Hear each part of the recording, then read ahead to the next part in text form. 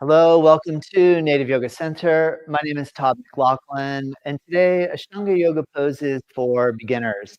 I receive a lot of questions about how to practice Ashtanga Yoga, and three of the top ones I'm going to cover with you today.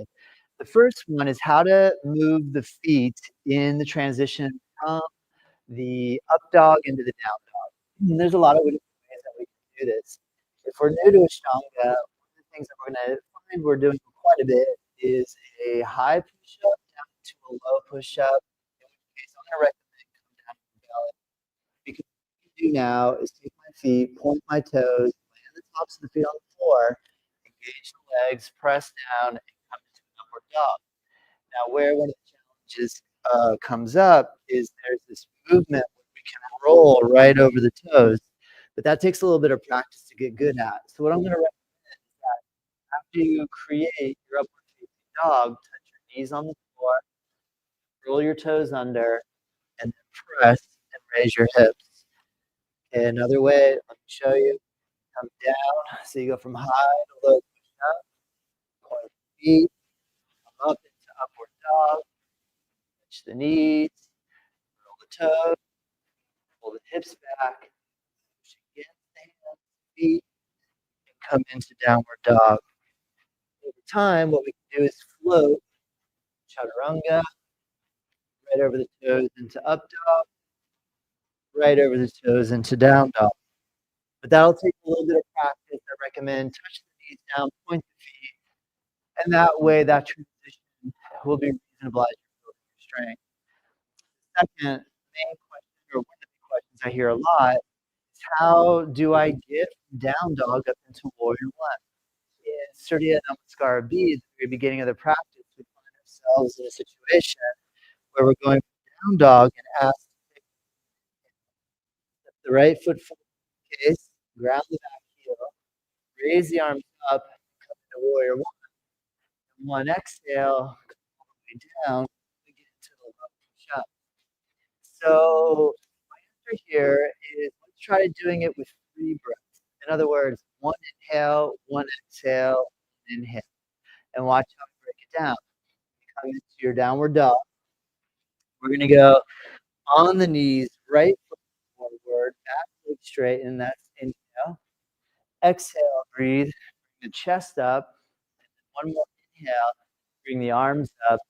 And that way we take three breaths to get from point A to point B. Over time, again, it might turn into where you eliminate touching the knee. Draw the right toward the chest. Notice if I lift my back heel, I can make a big step, ground, and inhale, breathe all in one swoop all the way up. But again, to recap, what you'll do, what you can do, come down on your knees, inhale, exhale, inhale.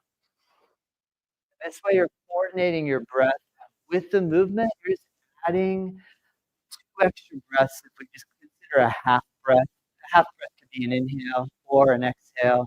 So really it's like we're doing one full breath and a half breath to get all the way up. And the third area that I get a lot of questions about is in the seated forward fold. We do a lot of seated forward folds in primary series Ashtanga. We're going to be practicing seated forward folds together. We're going to be practicing a seated forward fold with one knee bent. That's Jani Shasana A. We'll have one where we do the Vritshyasana again, seated forward fold. Now, in relation to the Paschimottanasana, which is the Western tense seated forward fold position, we attempt to grab our toes or our shin. And so the big thing that is challenging for most of us is that our hamstrings are really tight. So to be able to touch the toes, we end up rounding the back deep. So one way we can go is bend the knees a little bit, try to keep the back a little more erect, straight, or spine upright. Fold forward and touch the feet or the ankles, and work on emphasizing keeping the spine upright, especially if you have low back pain, a lot of tension in your back and hips. Now, over time, what we'll attempt to do, if you're unable to grab a hold of your feet, grab your shins, and work on sitting up really tall. And this way, when you come forward, yes, some rounding is going to occur in the lumbar spine, yet you'll find that you're able to get a little deeper in the motion of the pelvis versus actually bending at the spinal column. So focus on trying to access the movement of the pelvis, which is really accessing the stretch of the hamstring. I hope this helps. Just wanted to give you a couple of tips today on Ashtanga yoga poses for beginners. There's so much to talk about. So if you have a specific question, definitely send one my way in the comments, and I'll happily make a video tutorial here to answer for you. Hope you have a wonderful day and namaste. Just keep going, and remember, you can modify the position to make it appropriate for you. And this way you can practice Ashtanga yoga in a safe, sound fashion. And remember, I have a whole host of free materials for you on our YouTube channel, also on our platform, Native Yoga Online. You can find a list of all of our classes, both in studio here in Juno Beach, but also live. You can record all of our classes and offer them via live stream every single day.